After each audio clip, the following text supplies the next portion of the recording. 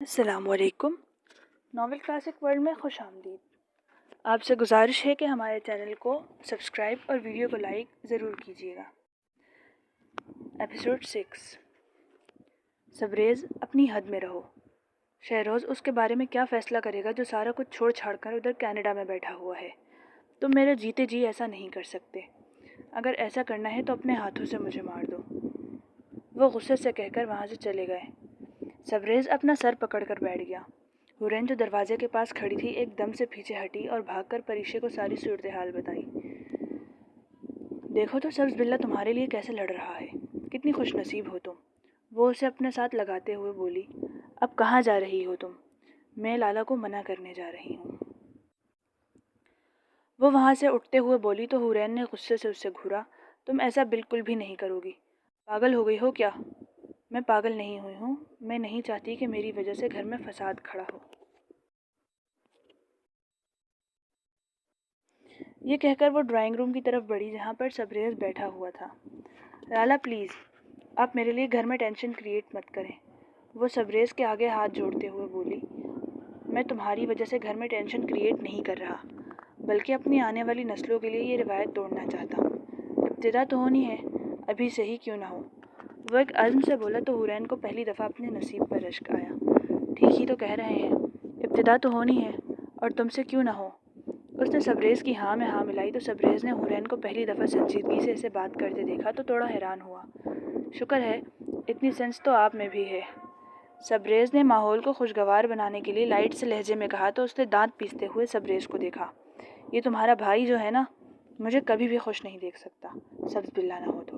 وہ آہستگی سے اس کے پاس آ کر بڑبڑائی تو پریشے نے آنکھیں نکال کر اسے دیکھا۔ یہ سبز بلّا کس کو کہہ رہی ہو؟ سبریز کے کان تک بھی اس کی آواز پہنچ گئی تھی، اس لیے اس نے غصے سے اسے دیکھ کر کہا، کیونکہ سبز آنکھیں تو اسی کی تھیں۔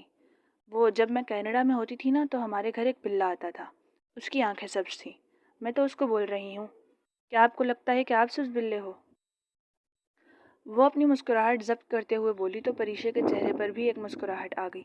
جبکہ سبریز کا فون بجا تو وہ اپنا موبائل لے کر اسے آنکھیں دکھاتے ہوئے ڈرائنگ روم سے نکل گیا، اور ہورین اپنی گلو خلاصی ہونے پر ایک سکون کا سانس لے چکی تھی۔ 2 دن بعد سرمد شیرازی اور نرگس لاہور کے لیے روانہ ہو گئے تھے اور فرحاد شیرازی اپنے آفس کے کام میں ہی الجھا ہوا تھا۔ لیکن پھر بھی پری کا خیال اس کے ذہن سے اوجھل نہیں ہوا تھا۔ ابھی وہ گاڑی میں بیٹھ کر گھر کی طرف جا رہا تھا کہ اس کی گاڑی پر فائرنگ ہوئی۔ اس نے حفاظتی اقدامات نہ کیے ہوتے تو آج دشمن نے اس کی جان لے لینی تھی۔ جب اس کی گاڑی پر فائرنگ ہوئی تو اس کے سیکیورٹی گارڈ بھی اس کے پیچھے ہی تھے، اس لیے بچت ہو گئی۔ سبریز تک جب یہ خبر پہنچی تو وہ کافی گھبرایا تھا۔ بابا جان، تایا جان، میری بات سنیں۔ فرحاد علی شیرازی پر فائرنگ آپ نے کروائی ہے؟ گھر میں داخل ہوتے ہی وہ غصے سے چلا کر بولا تو اس کی آواز پریشے کے کانوں تک پہنچی تو وہ جو کچن میں برتن دھو رہی تھی، پلیٹ اس کے ہاتھوں سے پھسل کر نیچے گر گئی۔ ہورین نے گھبرا کر اسے دیکھا تو پریشے بھاگتی ہوئی سبریز کے پاس پہنچی۔ لالا، کیا ہوا ہے؟ اس کا رنگ ایک دم سے متغیر ہوا تھا۔ شاید تایا جان نے فرحاد پہ قاتلانہ حملہ کروایا ہے، سبریز غم و غصے کی کیفیت میں بولا تو بے اختیاری میں کئی آنسو ٹوٹ کر پریشے کی آنکھوں سے بہہ نکلے۔ اس کی کیفیت سب نہیں نوٹ کی تھی، وہ جو اپنے آپ سے بھی چھپا رہی تھی آج یوں سب کے سامنے آیا ہو گئی تھی۔ چلتی ہوئی اپنے باپ کے پاس آئی اور شاہزر خان کی آنکھوں میں دیکھنے لگ گئی۔ بابا جان، آپ نے انکار تو کر دیا تھا، میری اس کے ساتھ شادی نہ کرے، لیکن اس کی زندگی تو مت چھینے نا۔ وہ روتے ہوئے بولی۔ خیالوں میں وہ شاندار شخص آیا تو دل نے فریاد بلند کی، سانسیں نوحق نہ ہوئیں۔ سبریز نے آگے بڑھ کر اس کے کندھے پر ہاتھ رکھا تو اپنے لالا کے گلے لگ کر رونے لگ گئے۔ کچھ نہیں ہوا اسے، اللہ نے بچا لیا ہے اس کو، اپنے آپ کو سنبھالو پری۔ وہ اسے تسلی دیتے ہوئے بولا، میں نے اس پر حملہ نہیں کروایا اور یہ بے شرمی یہاں نہیں چلے گی پری، تمہارے کہنے پر ہی وہ یہاں رشتہ لے کر آیا ہے۔ کب سے یہ سب کچھ چل رہا ہے؟ شاہزر خان تو پری کی کیفیت دیکھ کر غصے سے پاگل ہی ہو گئے تھے۔ کچھ نہیں چل رہا ان کے درمیان، پلیز تایا جان کچھ تو خیال کریں۔ پری، تم اپنے کمرے میں جاؤ۔ سبریز نے اس کا سر تھپتھپا کر اسے جانے کا بولا تو وہ چپ کر کے اپنے کمرے میں چلی گئی۔ ہورین بھی جلدی جلدی اس کے پیچھے آئی۔ پری، تمہیں محبت ہو گئی اور تم نے مجھے بتایا ہی نہیں، ہور اس کی آنکھوں میں دیکھ کر بولی۔ نہیں ہے مجھے اس سے محبت، پلیز ہورے، مجھے تنگ مت کرو۔ وہ اپنی کیفیت پر خود ہی شرمندہ ہو گئی تھی، اس لیے اسے غصے سے دیکھتے ہوئے بولی، تمہارا ایک انداز چیخ چیخ کر کہہ رہا ہے کہ تم اس سے کس حد تک محبت کرتی ہو۔ پری، کیوں اپنے آپ کو دھوکے میں رکھا ہوا ہے؟ اگر تمہارے لالا تمہارا ساتھ دے رہے ہیں تو جا کر اس سے نکاح کر لو، اس میں کوئی برائی نہیں ہے۔ حورین نے اسے خلوص دل سے مشورہ دیتے ہوئے کہا۔ نہیں حورے، میں ایسا نہیں کر سکتی، مجھے خود پتہ نہیں چلا، میں محبت کرتی ہوں۔ نہیں محبت کرتی، وہ حورین کے گلے لگ کر روتے ہوئے بولی۔ انشاءاللہ وہ شخص تمہاری زندگی میں ضرور شامل ہوگا پری، یہ میری دل سے دعا ہے، وہ اس کے ماتھے پر پیار سے بوسہ دیتے ہوئے بولی۔ آج شاید اپنے ماں باپ کی دعائیں تھیں کہ اس کی جان بچ گئی تھی، دشمن نے اسے مارنے میں کوئی کسر نہیں چھوڑی۔ کاشان اس پر قاتلانہ حملے کی وجہ سے کافی پریشان ہوا تھا۔ پریشان ہونے کی ضرورت نہیں ہے کاشان، یہ لوگ میرا کچھ نہیں بگاڑ سکتے اگر اللہ نہ چاہے، کیونکہ انسان کی زندگی اور موت اللہ کے ہاتھ میں ہے۔ چل تھوڑی سی چائے تو بنا لا، تھک گیا ہوں، آخر میں وہ مسکراتے ہوئے بولا تو کاشان بنا مائنڈ کیے کچن کی طرف بڑھا۔ فرحاد نے دل ہی دل میں خدا کا شکر ادا کیا کہ اس نے اس کی جان بچا لی تھی۔ اس نے صوفے سے ٹیک لگا کر آنکھیں موند لیں۔ اسی وقت اس کا فون بجا تو انجان نمبر دیکھ کر تھوڑا سا حیران ہوا۔ اس نے فون اٹینڈ کیا تو کسی انجان لڑکی کی آواز سن کر سیدھا ہو کر بیٹھ گیا۔ میں حورین بات کر رہی ہوں، پری کی کزن، کیسے ہیں آپ؟ دراصل آپ پر قاتلانہ حملے کا سنا تو مجھ سے رہا نہیں جا رہا تھا، میں نے سوچا کہ آپ کی خیریت دریافت کر لوں۔ حورین خوش اخلاقی سے بولی۔ بہت شکریہ، شکر ہے اللہ کا میں ٹھیک ہوں، آپ نے میرا نمبر کہاں سے لیا؟ وہ لاشعوری طور پر پری کے بارے میں پوچھنا چاہ رہا تھا، اسی لیے نمبر کا بہانہ لگا لیا۔ وہ میں نے آپ کا نمبر پری کے موبائل سے لیا ہے اور آپ کا نمبر بھی ان بلاک کر دیا ہے، آپ اسے فون کر لیں۔ وہ یہ سب بتا کر فرحاد کو ایک لمحے میں خوشی دے گئی تھی۔ آپ کا بہت بہت شکریہ، آپ کا یہ احسان میری ذات پر رہے گا اور میں اسے ہمیشہ یاد رکھوں گا۔ یہ کہہ کر اس نے فون بند کر دیا۔ تو نہ اپنا بن کے بھی کیسے بن گیا میرا سرے بازار، دل نے ایسی بغاوت کی کہ بس۔ آج پریشے کی آنکھوں سے نیند کوسوں دور تھی۔ بار بار یہی خیال اس کو مارے دے رہا تھا کہ اگر فرحاد کو کچھ ہو جاتا تو اس سے آگے اس کی سوچ جاتی تو اس کی روح تک لرز جاتی۔ وہ جو سوچ اپنے آپ سے چھپا رہی تھی، اس نے اسے سب گھر والوں کے سامنے کتنا شرمندہ کیا تھا۔ ایک محبت، دوسری اس سے بڑھ کر شرمندگی، نیند کہاں آنی تھی۔ فرحاد علی شیرازی بار بار ٹائم دیکھ رہا تھا۔ وہ بڑی احتیاط سے چل رہا تھا، وہ نہیں چاہتا تھا کہ وہ فون کرے اور اس کے گھر والوں میں سے کسی کو پتہ چلے اور پریشے کو اس کی وجہ سے شرمندگی اٹھانی پڑے۔ رات 11 بجے اس نے دھڑکتے دل کے ساتھ پریشے کا نمبر ملایا۔ وہ جو اپنی ہی سوچوں میں الجھی بیٹھی تھی، ایک دم سے فرحاد کا نمبر دیکھ کر حیران ہوئی، کیونکہ اس نے تو نمبر بلاک کیا تھا اور یہ نمبر ان بلاک کیسے ہوا؟ اس نے دل کی حالت کی پرواہ کیے بغیر فون کاٹ دیا۔ فرحاد نے جلدی جلدی سے میسج کیا، پریشے پلیز میرا فون اٹینڈ کریں، زندگی کا کیا بھروسہ، سانس کسی بھی وقت نکل سکتی ہے، پلیز۔ یہ میسج اس نے لکھ کر بھیجا۔ جو پریشے نے پڑھا تو اس کا کلیجہ منہ کو آنے لگا۔ دل کی آواز پر لبیک کہتے ہوئے اس نے فرحاد کا نمبر ملایا۔ بے یقینی سے فرحاد نے اپنے موبائل کو دیکھا اور اسی وقت فون اٹینڈ کر لیا۔ کیا مسئلہ ہے آپ کے ساتھ؟ مجھے کیوں تنگ کر رہے ہیں؟ وہ روکھے سے لہجے میں بولی۔ کہ میرے قتل کے بعد اس نے جفا سے توبہ، ہائے اس زہد پشیماں کا پشیماں ہونا۔ گھمبیر لہجے میں جب فرحاد نے شعر پڑھا تو پریشے کی دھڑکنوں میں ایک اشتعال سا برپا ہوا۔ میں خود اپنے آپ سے تنگ ہوں، آپ کو کیا تنگ کروں گا پریشے، فون تو اٹینڈ کر لیا کریں، آپ کی آواز سن کر ہی دل کو تسلی ہو جائے۔ وہ نرم سے لہجے میں بولا تو پریشے بے بسی سے ہونٹ کاٹنے لگ گئی۔ میں کس رشتے سے آدھی رات کو آپ سے بات کروں؟ آپ میرے لیے نامحرم ہیں، پلیز اب مجھے فون مت کیا کریں، پریشے بمشکل کہہ سکی۔ آنکھوں میں نمی سی آ گئی۔ رشتہ ہی تو بنانے کی کوشش کر رہا ہوں، آپ کا ساتھ چاہیے، میں آپ کے اعتماد پر پورا اتروں گا، کبھی بھی آپ کا سر نہیں جھکنے دوں گا۔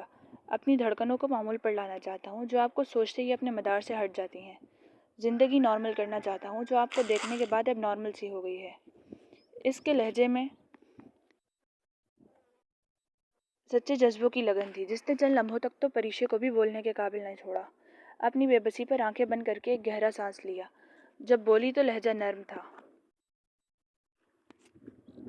فرض کیجئے کہ میں آپ کو مثبت جواب دیتی ہوں لیکن میرے گھر والے نہیں دیتے، تو پھر میرا ایسا کرنے کا کیا فائدہ رہ جاتا ہے، کیونکہ میں کبھی بھی اپنے گھر والوں کے خلاف نہیں جاؤں گی کسی بھی صورت، یہ بات ذہن میں بٹھا لیں۔ وہ نرمی سے اس کے سامنے ساری بات کلیئر کر گئی تھی۔ کیا آپ کوشش نہیں کر سکتی؟ پلیز اپنے گھر والوں کو منائیں، آپ کے لالا بہت اچھے انسان ہیں، مجھے لگتا ہے کہ وہ میری بات سمجھیں گے۔ اس کی بات سن کر وہ بے بسی سے بولا، اپنے گھر والوں سے بات کر کے ساری زندگی کے لیے اپنے اوپر بدکاری کا ٹیگ لگوا لوں؟ کیا آپ یہی چاہتے ہیں؟ آپ میں کسی چیز کی کوئی کمی نہیں ہے فرحاد صاحب، آپ کو مجھ سے زیادہ خوبصورت اور تعلیم یافتہ لڑکی مل سکتی ہے، اس لیے پلیز آپ اپنے قدموں کو واپس موڑ لیں اور ہمارے گھر کے فیصلے میرے لالا نہیں کرتے بلکہ میرے بابا کرتے ہیں۔ اپنے دل کو لہو لہو کرتے ہوئے اس نے اسے مخلصانہ مشورہ دیا۔ اپنا مشورہ اپنے پاس رکھیں پریشا صاحبہ. جہاں تک گھر میں بات کرنے کی بات ہے تو اسلام میں کسی کو پسند کی شادی کرنا کوئی گناہ نہیں ہے. اپنا خیال رکھیے گا. فون بند کرتا ہوں. خدا حافظ. یہ کہہ کر فرحاد نے غصے سے فون بند کر دیا. یہ سوچ اسے کھائے جا رہی تھی کہ وہ جس کے پیچھے پاگل ہو رہا ہے اس کو تو اس کی پرواہ ہی نہیں ہے. جبکہ پریشا تکیے پر سر رکھ کر پھوٹ پھوٹ کر رو دی. آج ساجدہ کی پہلی کیمو تھراپی تھی. اس نے حورین سے فون پر بات کی. فون بند ہونے کے بعد حورین رونے لگ گئی.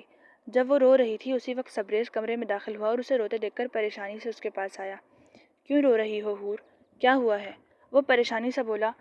حور جو رونے میں مصروف تھی ایک دم سے سر اٹھا کر اسے دیکھا اور پھر اس کے بعد اس کے گلے لگ کر رونے لگ گئی. میں ماما کی وجہ سے بڑی پریشان ہوں. وہ ہچکیوں میں بولی تو سبریز نے اسے تسلی دینے کے لیے اس کی پیٹھ تپ تپانے لگ گیا. خدا پر یقین رکھو انشاءاللہ پھپھو ٹھیک ہو کر آئیں گی. پھر ہمارا ولیمہ بھی تو کھانا ہے انہوں نے. وہ اس کا چہرہ اونچا کر کے انگلیوں سے اس کے آنسو صاف کرتے ہوئے بولا تو ایک دم سے اسے احساس ہوا کہ وہ اپنی پریشانی میں اس کے کس قدر نزدیک آ گئی ہے. وہ اس کا چہرہ اونچا کر کے انگلیوں سے اس کے آنسو صاف کرتے ہوئے بولا تو ایک دم سے اسے احساس ہوا کہ وہ اپنی پریشانی میں اس کے کس قدر نزدیک بیٹھی ہوئی ہے. آئی ایم سوری مجھے پریشانی میں پتہ نہیں چلا. وہ بیڈ سے اٹھتے ہوئے بولی. Sorry for what? وہ ابرو اچکا کر بولا. پتہ تو اسے چل گیا تھا لیکن پھر بھی اس کا دھیان بٹانے کے لیے پوچھ بیٹھا. میں یہ کہتے ہوئے اس نے سبریز کو دیکھا جو آنکھوں میں الگ ہی رنگ لیے اسے دیکھ رہا تھا. میں کیا؟ یہ کہتے ہوئے وہ اس کے قریب آیا اور اس کو بازو سے پکڑ کر کھینچا جس سے وہ اس کے سینے سے آ لگی. بے ساختہ دل دھڑکا تھا. کئی لمحوں تک وہ اس کے حصار میں رہی. سبریز اس کی قربت میں بہک رہا تھا. ایک دم سے وہ پیچھے ہٹی. حیا کے کئی رنگ اس کے چہرے پر آئے تو سبریز نے اس کے چہرے کو اٹھا کر اسے بڑے غور سے دیکھا. سوری کرنے کی ضرورت نہیں ہے. میں نے حساب برابر کر دیا ہے. بڑی مشکلوں سے اس نے اپنے اوپر قابو پا کر یہ الفاظ بولے اور کپڑے اٹھا کر چینج کرنے چلا گیا. ہائے یہ سبز بلا تو مجھے بہکانا چاہ رہا ہے. اپنی دھڑکنوں کو معمول پر لانے کی کوشش کرنے لگ گئی جو سر پٹ بھاگ رہی تھی. وہ کپڑے چینج کر کے آیا تو وہ ایسے ہی کھڑی تھی. ادھر ہی منجمد ہو گئی ہو کیا؟ سونا نہیں ہے؟ وہ طنزیہ بولا تو اس نے اسے گھور کر دیکھا. میں ایویں اس کے بارے میں خوش فہم ہو رہی تھی. یہ ایسے ہی مجھے بیوقوف سمجھتا رہے گا. ایک ضروری بات کرنی ہے مجھے آپ سے. مجھے یاد آیا. وہ بے صبری سے بولی تو وہ جو سونے کی تیاری کر رہا تھا ایک دم سے اسے دیکھنے لگ گیا. اگر گھر والے نہیں مانتے تو نہ مانے. آپ پریشا اور اس ہینڈسم مطلب فرحاد کا نکاح پری سے کروائیں. وہ ایک ہاتھ تھوڑی کے نیچے رکھ کر ایسے بولی جیسے کہ وہ اسے کوئی معمول کا کام کہہ رہی ہو. فرحاد نے اسے ایسے دیکھا جیسے کوئی عقلمند انسان کسی بیوقوف کو دیکھتا ہے. عقل کا خانہ تو بالکل ہی خالی ہے. تعصب سے کہہ کر وہ اپنے اوپر کمبل تان کر لیٹ گیا اور وہ ہونکوں کی طرح اسے دیکھنے لگ گئی. پھر اس کی بات کا ادراک ہوا تو بے ساختہ اس کے چہرے سے کمبل ہٹایا. یعنی آپ مجھے احمق اور بیوقوف سمجھتے ہیں؟ وہ اسے غصے سے دیکھتے ہوئے بولی. وہ اس کے اس طرح کمبل کھینچنے پر سخت بدمزہ ہوا تھا. سمجھنے کی کیا ضرورت ہے؟ وہ تو تم ہو. سو جاؤ تنگ نہ کرو. یہ کہہ کر اس نے دوبارہ اپنے اوپر کمبل لیا. حورین تو انگاروں پر لوٹنے لگی. بڑی ہمت کر کے غصے سے دوبارہ کمبل کھینچا. آپ اپنے آپ کو سمجھتے کیا ہیں؟ جو بھی مجھے بولیں گے میں چپ کر کے برداشت کر جاؤں گی. وہ غصے سے دانت پیستے ہوئے بولی. حور اپنی حد میں رہو. مجھے تنگ مت کرو. وہ غصے سے اسے آنکھیں دکھاتے ہوئے بولا. کیا ہے میری حد؟ ہاں کیا ہے میری حد؟ وہ تڑک کر بولی تو سبریز نے غور سے اسے دیکھا. وہ سلک کے ریڈ کلر کے نائٹ سوٹ میں اس کے جذبات کو ہوا دے گئی. ایک دم سے اس نے اسے اپنی طرف کھینچا تو وہ کٹی ہوئی ڈال کی طرح اس کے سینے سے آ لگی. پھر سبریز نے دونوں کے اوپر کمبل درست کیا. حد پوچھ رہی ہو نا؟ یہ ہے تمہاری حد. وہ ایک دم ہی اس پر حاوی ہوا تو حورین کی سٹی ہی گم ہو گئی. یہ کیا کر رہے ہیں آپ؟ وہ ہکلاتے ہوئے بولی تو سبریز اس کے گھبرانے پر مسکرانے لگ گیا. اتنی بچی تو نہیں ہو تم کہ جو نہ سمجھ سکو کہ میں کیا کر رہا ہوں. تمہیں تمہاری حد بتانے لگا ہوں.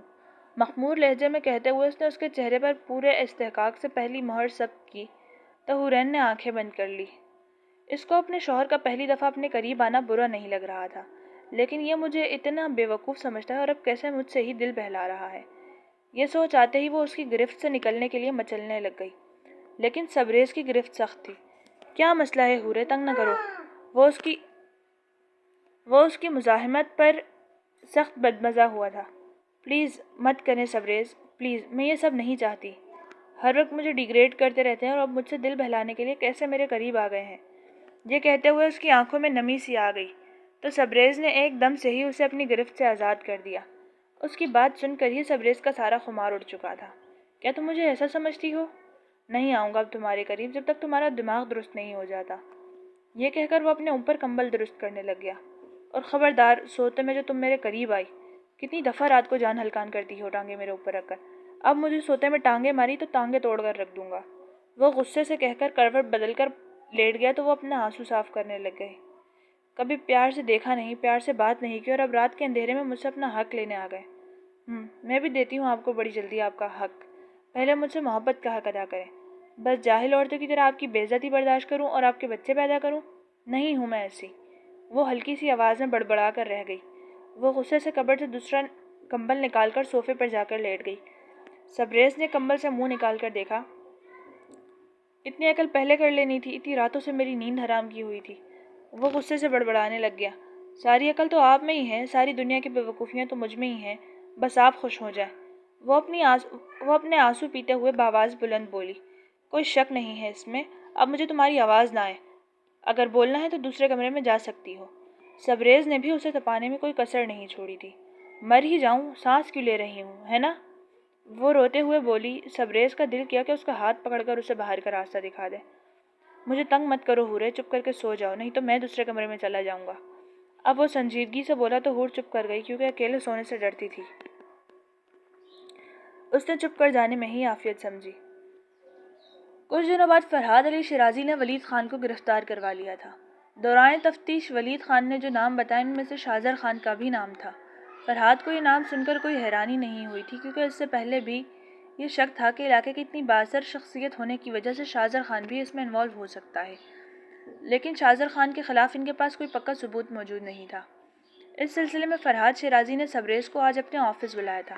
کیا آپ کو یقین ہے کہ میرا تایا جان اس میں انوالو ہے؟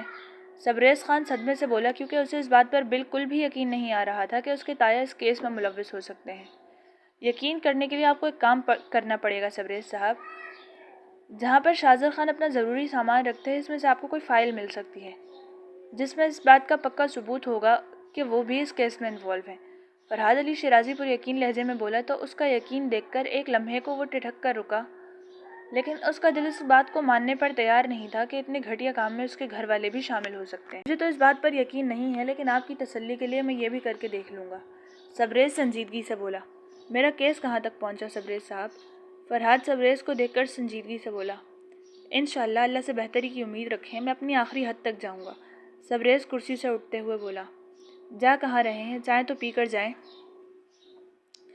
سبریز کے تسلی آمیز انداز پر اس نے خود کو ایک دم پرسکون محسوس کیا اور سبریز کو چائے کی آفر کی.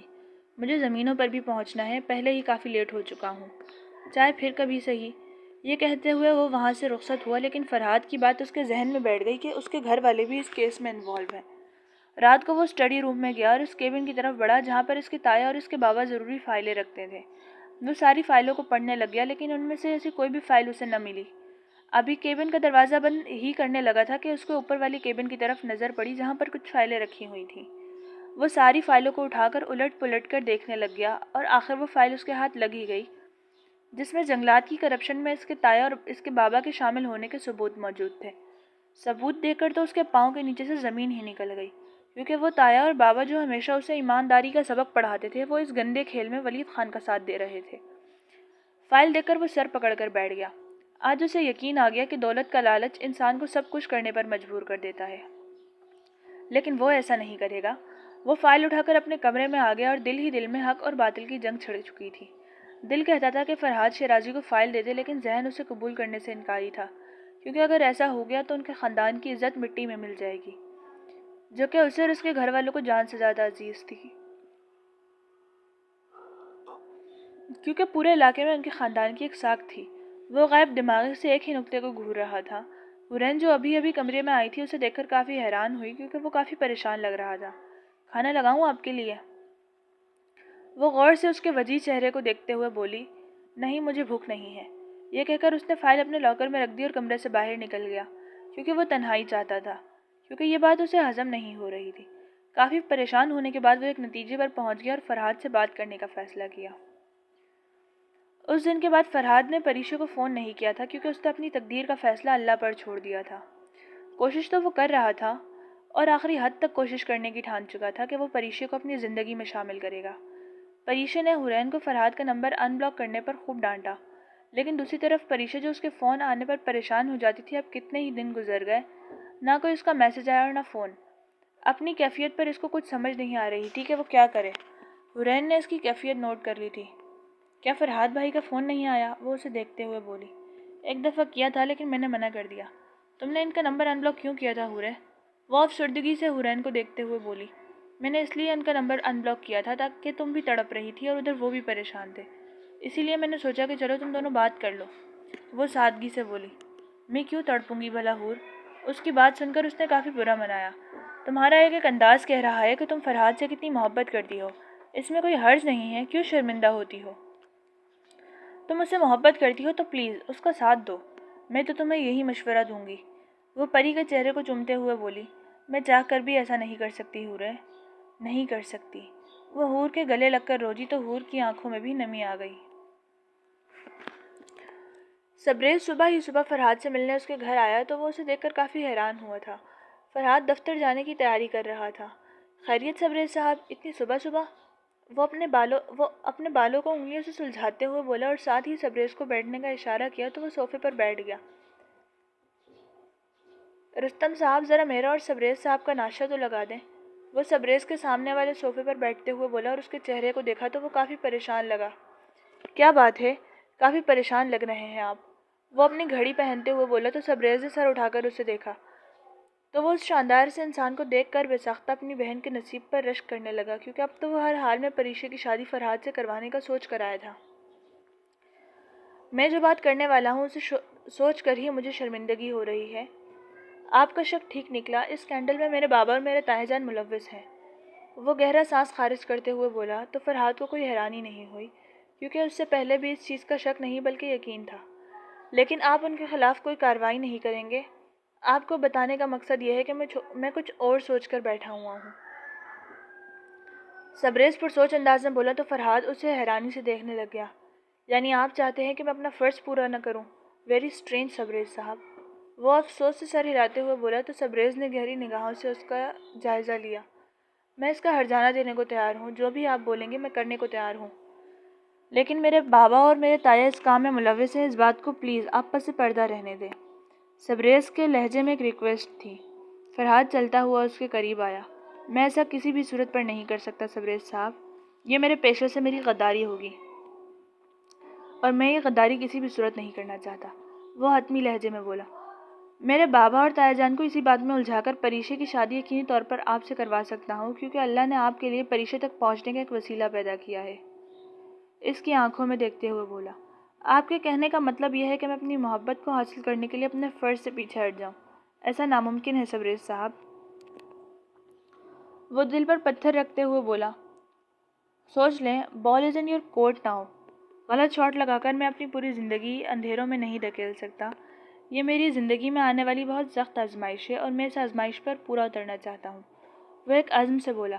آپ کیا سمجھتے ہیں کہ اگر آپ میرے بابا اور تایا جان کو پکڑوائیں گے تو پریشا آپ کو مل جائے گی؟ ایسا تو بالکل ناممکن ہو جائے گا، میں چاہ کر بھی کچھ نہیں کر سکوں گا۔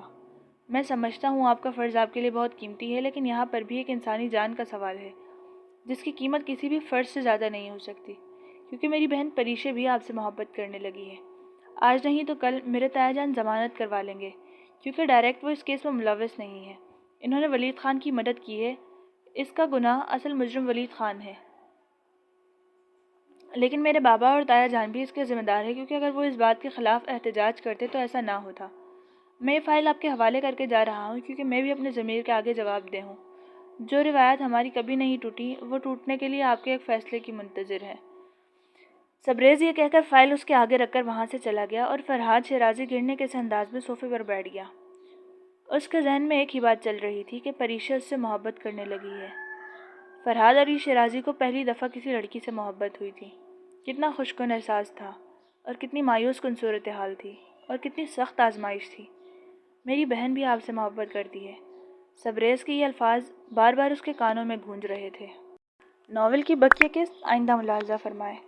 اب تک کا ناول آپ کو کیسا لگا؟ کمنٹ باکس میں اپنی رائے کا اظہار ضرور کیجیے گا۔ شکریہ۔